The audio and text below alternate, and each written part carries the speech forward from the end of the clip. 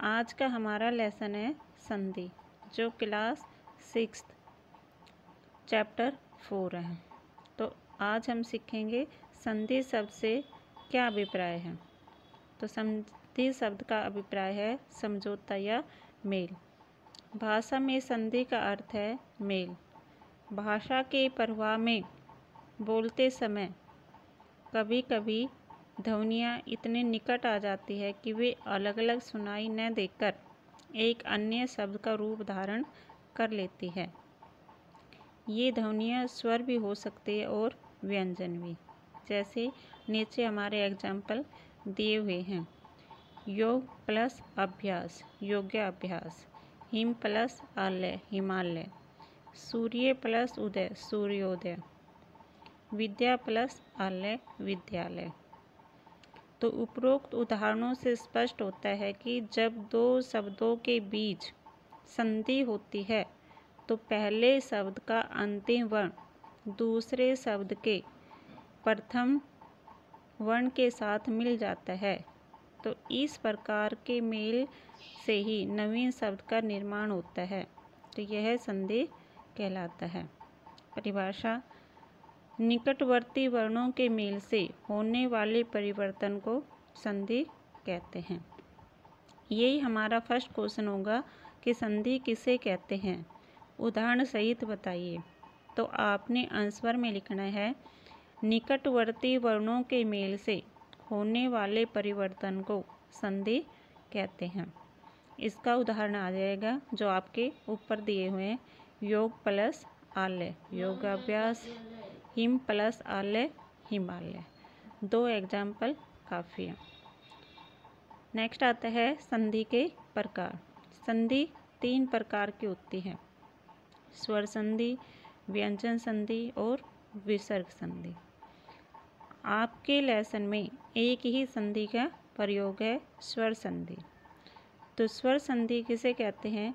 जो निकटवर्ती वर्णों के मेल से ध्वनि में जो परिवर्तन आता है उसे स्वर संधि कहते हैं।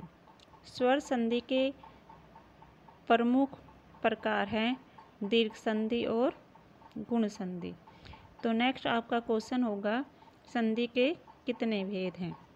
तो आपने लिखना है संधि के 3 भेद हैं: स्वर संधि, व्यंजन संधि और विसर्ग संधि। तो अब हम फर्स्ट करते हैं दीर्घ संधि।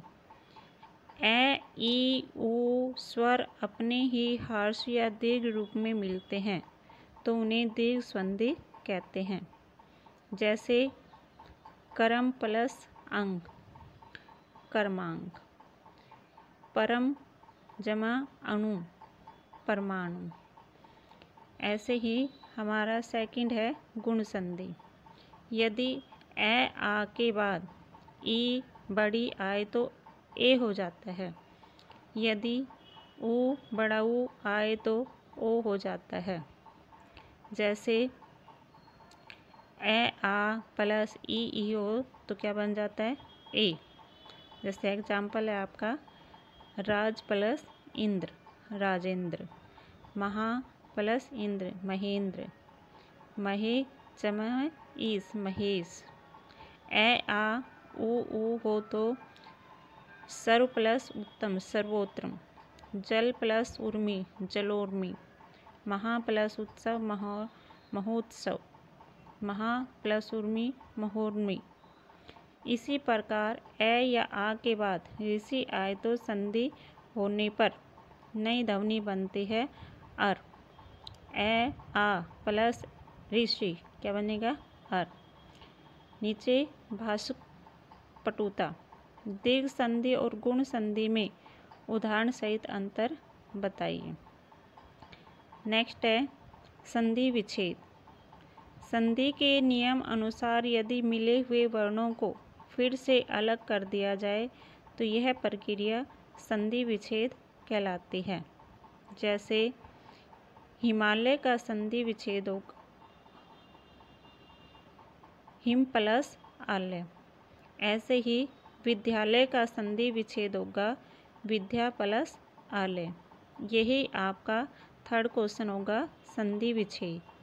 तो आपने इसके आंसर में लिखना है, संधि के नियम अनुसार यदि मिले हुए वर्णों को फिर से अलग कर दिया जाए तो यह प्रक्रिया संधि विच्छेद कहलाती है। जैसे आपका एग्जाम्पल है विद्यालय, तो विद्यालय का संधि विच्छेद होगा विद्या प्लस आलय। तो ये क्वेश्चन आपने फेयर नोटबुक में राइट करने हैं और लर्न करने हैं। Thank you.